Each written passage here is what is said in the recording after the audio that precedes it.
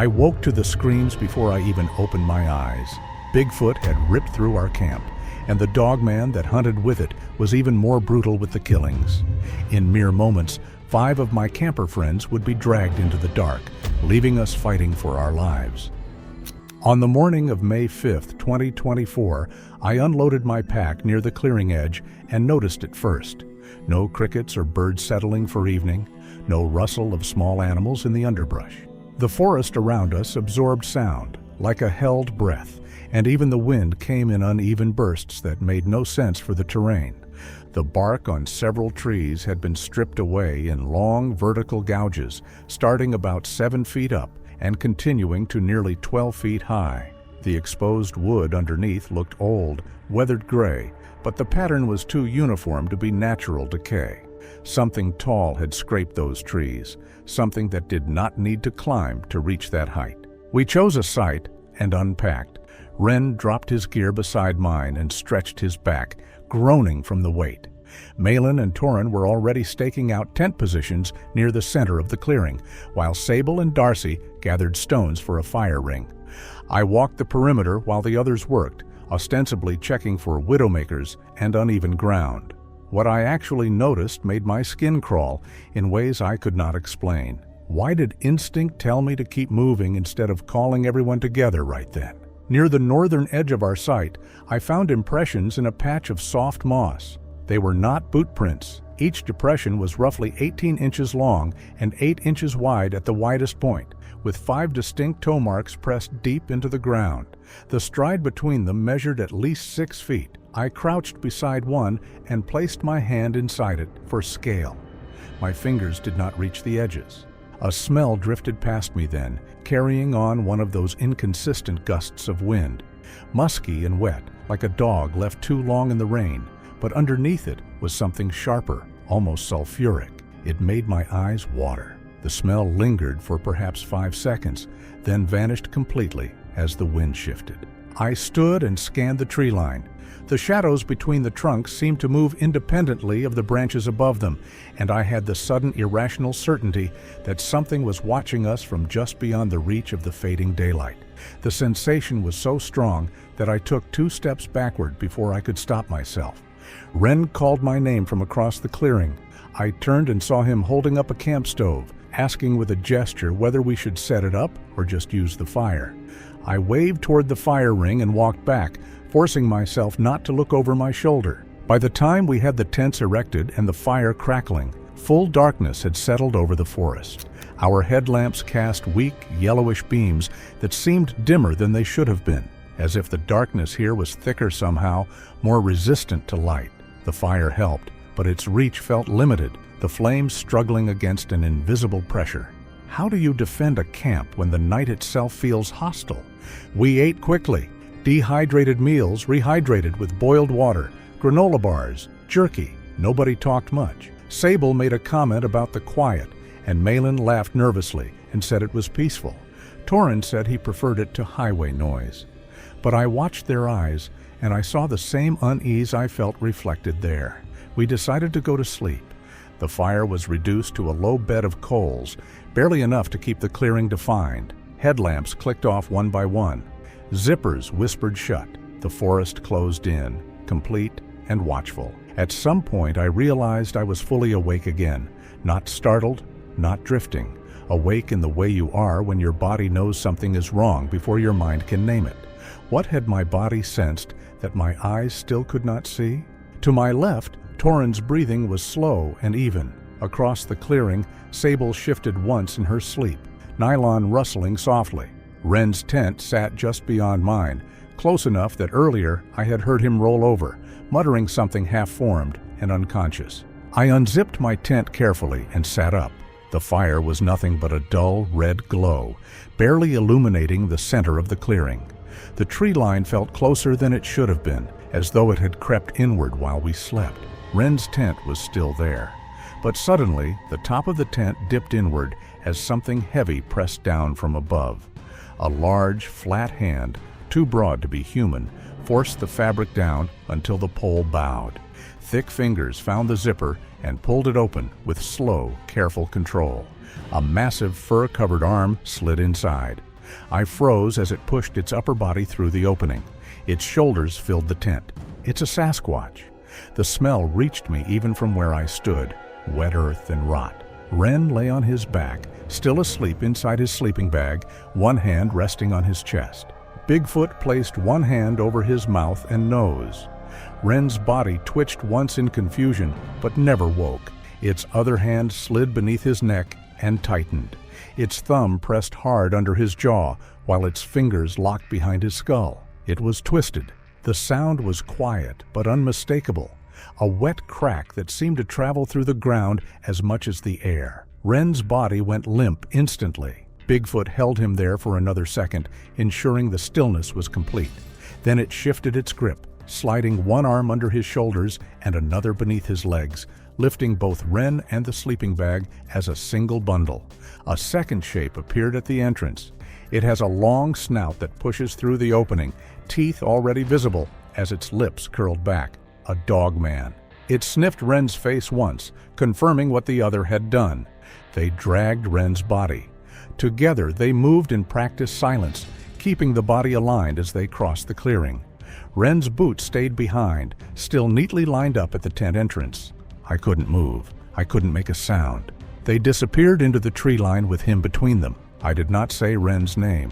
I stood barefoot in the dirt, staring into the darkness, and understood with cold certainty that whatever had taken him had done so without urgency, without much noise, and without leaving anything behind for us to follow. Others seemed to have woken up by the sounds. Sable asked what that was. I told them something about Ren. The forest fell silent again, but the quality of the silence had changed.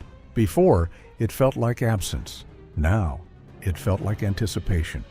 We decided to go towards the sound in hopes of finding Ren. I grabbed my headlamp and stood, my heart hammering against my ribs. Torin stood with me, and then Darcy. Malin was already moving toward the eastern edge, calling Ren's name again, her voice thin and high with rising panic. How far would loyalty push us before fear finally won?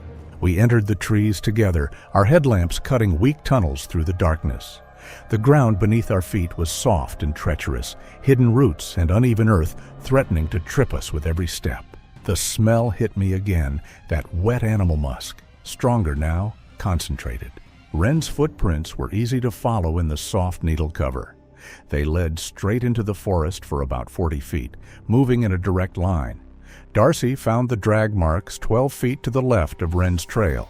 They were shallow grooves in the needle cover, two parallel lines about 3 feet apart, leading deeper into the forest.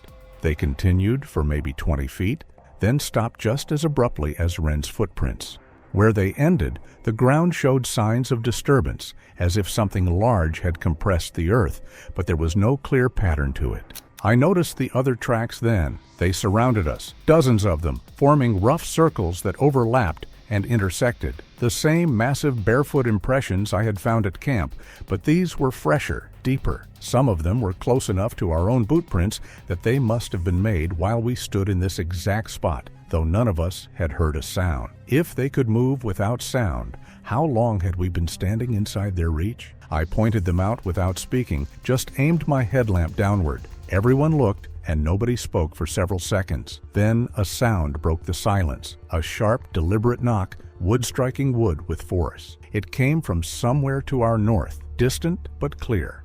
Another knock answered, this one from the west, closer. Then a third knock, south of us, much closer, maybe 50 feet. Sable grabbed my arm, her fingers digging in hard enough to hurt. She whispered that we needed to go back to camp. Her voice had lost all pretense of calm. For a fraction of a second, I saw it. Tall, impossibly tall, easily 8 feet, maybe more. Lean and wrong, its proportions too stretched, its limbs too long. Light reflected from eyes set too high and too far apart. Then it was gone, vanished into the darkness with a speed that should not have been possible for something that size. It's a textbook Bigfoot. My bladder nearly released. Torin made a sound in his throat, half gasp, half whimper. He took 2 stumbling steps backward. Malin said we needed to find Ren. She said we could not leave him out here, but her voice had no conviction in it, just desperate denial. Darcy was already moving back toward camp, pulling Sable with her. I followed, and Torin followed me, and finally Malin came too, still looking back over her shoulder, still calling Wren's name into the consuming dark. At what point does the need to save someone become the reason more people die? We searched for 2 hours. We walked grids and spirals, calling until our voices went hoarse. We found nothing. No trace of Wren beyond those truncated footprints and the drag marks that led nowhere. The massive barefoot tracks appeared and disappeared without pattern, sometimes on ground we had already covered, as if whatever made them was circling us, pacing us, always just beyond our lights. The wood knocks continued periodically. They formed a pattern we could not decipher, coming from different directions, different distances. Sometimes they sounded far away. Sometimes they sounded close enough to touch, but we never saw what made them. Twice more I caught glimpses of movement in my headlamp beam. Once it was the same tall, lean shape, there and gone too fast to process. The second time was different. It was larger and broader, too far away to see details, just a massive silhouette that seemed to absorb light rather than reflect it. When I aimed my headlamp directly at it, it simply was not there anymore. If they let themselves be seen, what did they gain by revealing just enough? By midnight, we were stumbling from exhaustion and fear. The forest had become a maze, every tree identical, every direction equally disorienting. Only Torin's compass kept us from losing our bearings completely, and even that seemed unreliable, the needle wavering as if confused by some magnetic interference. We made our way back to camp through sheer luck and determination. The fire had burned down to coals, casting a dull orange glow that seemed pathetically inadequate against the surrounding darkness. Nobody suggested continuing the search. We all understood that searching in this darkness, in this forest, was futile and possibly suicidal. Wren was experienced, we told ourselves. Wren was capable. Wren would survive until morning. We would find him at first light. I approached my tent slowly, my headlamp sweeping across its rainfly. The fabric looked intact, the zippers still closed. Malin was crying softly near her tent. Darcy stood beside her with an arm around her shoulders, murmuring reassurances that sounded hollow and meaningless. Torin and Sable were building up the fire, feeding it every piece of wood they could find, as if enough light could protect us from whatever moved in the darkness beyond. We could only wait for morning and hope we survived that long. If light was our only defense, what happened when it wasn't enough? We retreated to our tents one by one. I crawled into mine fully clothed, boots still on, headlamp within easy reach. The smell of blood was still there, but exhaustion had dulled my ability to care. I lay on top of my sleeping bag and closed my eyes, certain I would not sleep. I was unconscious within minutes. The sound of ripping fabric jerked me awake, with my heart already in overdrive. For a moment, I could not orient myself. Darkness surrounded me, complete and disorienting. Then I remembered the headlamp and fumbled for it, my hands shaking so badly I nearly dropped it. Malin screamed. The sound cut through the night, high and piercing and abruptly truncated, as if someone had slapped a hand over her mouth mid-breath. But even as the scream died, I heard the fabric of her tent being torn, a wet ripping sound like meat being pulled from bone. I found my headlamp and switched it on and tore open my tent zipper with such force that I ripped the slider off the track. I spilled out into the clearing and aimed my light toward Malin's tent. Was I about to see proof that we had waited too long to act? An arm extended through the side of it. It was the Sasquatch from earlier. This arm was too thick, too long, covered in dark hair, matted with mud and something that looked like oil. The hand at the end had 5 fingers, but each one was the length of a human hand, tipped with nails that looked like yellowed bone. As I watched, frozen in place by horror and disbelief, those fingers flexed and grabbed hold of the tent fabric from the inside and pulled. The entire side of the tent came away like tissue paper. Malin's sleeping bag shifted slightly, but she remained asleep, completely unaware. The arm slid further inside, impossibly long, those massive fingers closing around her torso. In one smooth motion, she was lifted from the tent, the bag sagging under her weight. I caught a glimpse of her face for a heartbeat, pale, slack, eyes closed, lips parted as if still dreaming. Then the Dogman lunged from the opposite side, grabbing hold of her legs and anchoring her. Her body went rigid for a moment under their coordinated grip, but she never woke, never made a sound. Both Bigfoot and Dogman retreated immediately, dragging Malin's body between them.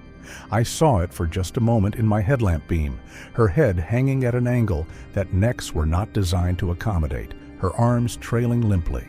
Then the darkness swallowed them completely, and the only evidence of what had happened was the destroyed tent and the blood and the silence that rushed back in like water, filling a void.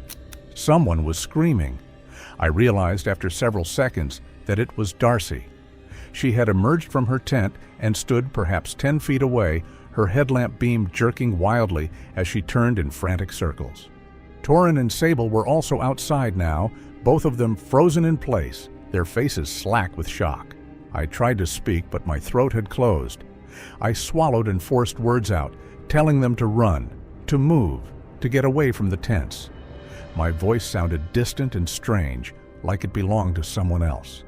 Was running still a choice, or the only thing left to do? We ran. There was no plan, no discussion of direction or strategy. We simply fled into the forest, headlamps bouncing, feet stumbling over roots and rocks, branches whipping at our faces. Behind us, I heard wood knocks starting up again, that deliberate rhythmic pounding that had stalked us during our search for Wren. Ahead of me, Torin suddenly veered left, shouting something I could not make out over the sound of my own breathing. I followed him and saw why he had turned. A tree lay across our path, freshly fallen, its trunk still releasing the smell of sap. The fall had been recent, very recent, possibly within the last few seconds. We scrambled around it and kept running. Another tree fell ahead of us, maybe 40 feet away.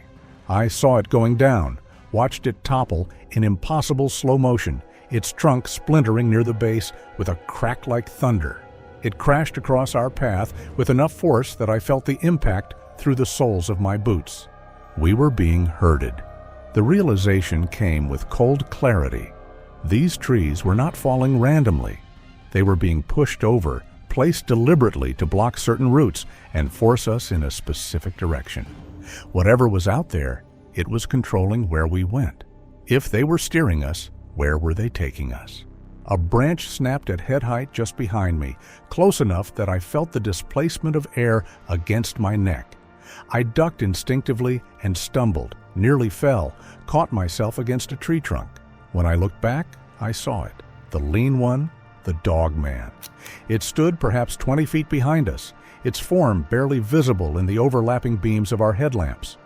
Tall, at least 7 feet, with legs that bent wrong, digitigrade, ending in massive paws. Its torso was too narrow, its arms too long. The head was wolf-like, but the proportions were distorted, the snout too blunt, the skull too large. When it opened its mouth, I saw rows of teeth designed for one purpose only. It did not attack. It just stood there, watching us, waiting. But what for? Then it took one step forward, and we ran again.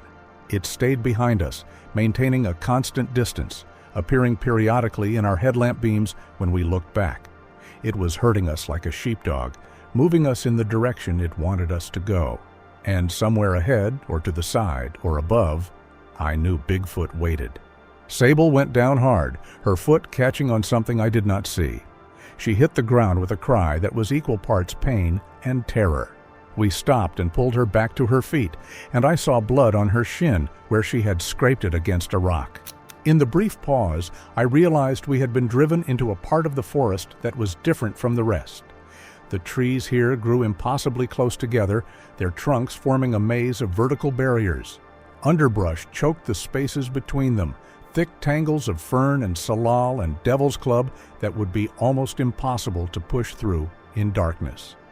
There was only one clear path forward, a narrow corridor between the trees that led deeper into the forest. We had been funneled into it with surgical precision. I looked back the way we had come and saw the Dogman still there, still watching, still waiting. We chose forward because it was the only choice that felt like movement. The corridor between the trees led us into a small depression ringed by boulders and fallen logs.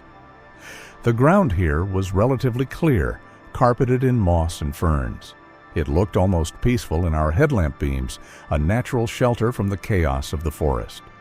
Was this a refuge or a place meant to hold us still? We collapsed there, all four of us, our legs finally giving out from exhaustion and terror. Nobody spoke. We sat with our backs against the boulders, headlamps aimed outward, watching the darkness for movement. The forest had gone silent again. No wood knocks, no sound of pursuit, nothing but our ragged breathing and the hammering of my heart in my ears. When hunters go quiet, is it because they've lost interest or because they're close enough not to need sound? Minutes passed. The adrenaline began to fade, leaving behind a hollow exhaustion that was even worse than the fear. My eyelids felt like they had weights attached, dragging themselves closed despite my efforts to keep them open. Around me, the others were experiencing the same thing. Sable's head had dropped forward onto her chest. Torin's eyes were glazed and unfocused.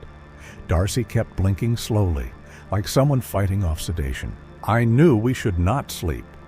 Every rational part of my brain screamed warnings about closing my eyes in this place, with those things still out there in the darkness.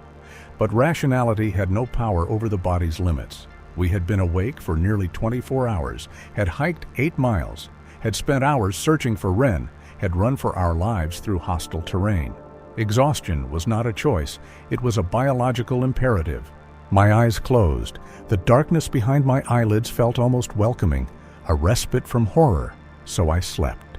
Was that relief the last mercy I would be given? When I woke, I knew immediately that something was wrong. The quality of the silence had changed again. It felt expectant, pregnant with terrible meaning. I opened my eyes and reached for my headlamp, found it still strapped to my head, but switched off. I clicked it on. Torin and Sable were still there, but not for long. In the faint glow of my beam, I saw them jerk violently awake as shadowy figures lunged from the darkness. The Bigfoot moved first, massive and precise, pinning Torin with one enormous hand while the Dogman sprang beside it, teeth bared. There was no struggle, only a gasp, a snap, and then Torin's body went limp. The Dogman lifted him effortlessly, his head swinging grotesquely to one side. Sable never fully woke. She twitched, eyelids fluttering as the same pair descended on her. The Bigfoot's arm clamped around her torso, lifting her clean off the moss, while the Dogman's jaws closed on her shoulder with a sickening crunch. A faint, strangled scream escaped her lips, cut off instantly. In less than 10 seconds, she was gone, dragged backward into the blackness. Only Darcy remained, still sleeping against a boulder 3 feet away from me. Her headlamp was off, and in the beam of mine, I could see her face pale, her mouth slightly open as she breathed, unaware of the horror that had just unfolded. My body froze. I could see the slight impressions in the moss where Torin and Sable had lain, the scuff marks where they'd been yanked away. No noise, no fight, nothing but the echoes of sudden death. The faint metallic scent of blood carried on the still air, sharp and undeniable. It came from somewhere ahead, deeper in the forest, past the ring of boulders. Every instinct screamed to run, but the question remained. Did following that smell mean answers, or the end of us? I knew I should wake Darcy immediately. I knew we needed to move, to run, to put distance between ourselves and this place. But something compelled me forward, some awful need to know what had happened to Torin and Sable. I walked toward the smell. The forest opened into a clearing about 60 feet from where we had slept.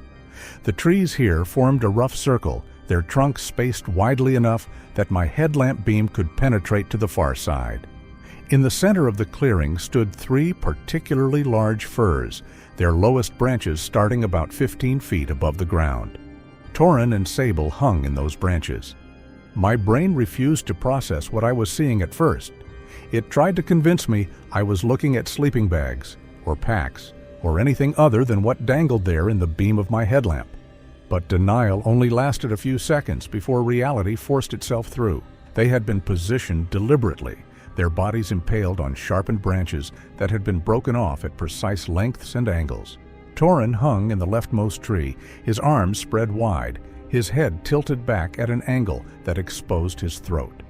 Something had opened him from sternum to pelvis, and his intestines hung in glistening loops that swayed slightly in a breeze I could not feel. What kind of intelligence stages death like a message?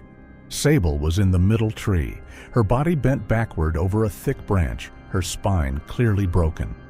Her eyes were open, staring at nothing with the flat dullness of death. Blood had run down the trunk beneath her, pooling in the bark's natural channels before dripping to the forest floor below. Darcy stood at the edge of the clearing, her headlamp beam joining mine to illuminate the horror in the trees. Her mouth opened, but no sound came out. Her face had gone the color of old snow. I grabbed Darcy's arm and pulled her toward me. She stumbled, nearly fell, caught herself. Her breathing had become rapid and shallow, the beginning of hyperventilation. I shook her once, hard, and told her we had to run. The forest erupted with sound behind us. Wood knocks, multiple sources, creating a cacophony that seemed to come from all directions simultaneously. Branch snaps and heavy footfalls, and that wet-breathing sound that had haunted us since Wren's disappearance. If they were this close, why let us run at all? Darcy was crying as she ran, making small, gasping sounds with each breath. Her headlamp had come loose and hung askew on her head, its beam pointing uselessly at the sky. She stumbled constantly, her coordination failing as terror and fatigue overwhelmed her system. We topped a rise and plunged down the far side, sliding on loose needles and mud. At the bottom, my foot caught on something and I went down hard, my shoulders slamming into a tree trunk with enough force that white sparks exploded across my vision. I tried to stand, and my legs would not cooperate. They had finally given out completely, the muscles pushed beyond their limits. I managed to get to my hands and knees, but when I tried to rise further, my thighs simply trembled and refused to lift me. It was the same for Darcy. If neither of us could stand, what hope remained? Exhaustion won. I don't remember deciding to sleep. I remember sitting against a tree with my pack still on, my legs trembling too badly to stand anymore, Darcy curled a few feet away with her knees drawn to her chest. The forest had gone quiet again, not normal quiet, but that same pressed, listening silence. We told each other we'd rest for just a few minutes, catch our breath, then we'd move. I woke to something brushing my face. At first I thought it was rain or leaves falling, but it was too deliberate, a slow drag across my cheek. I jerked upright with a sharp intake of breath, my heart already racing before my mind caught up. The Dogman appeared beside me, close enough that I could smell the rot on its breath.